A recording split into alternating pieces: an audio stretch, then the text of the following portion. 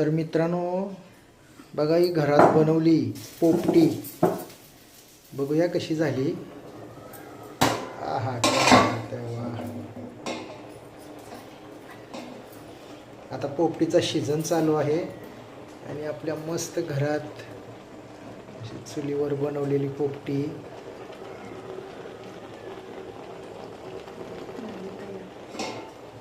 बघा तयार झाली मस्तपैकी.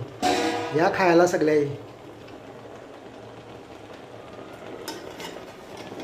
हे बघा वालाच्या शेंगा, अंडी,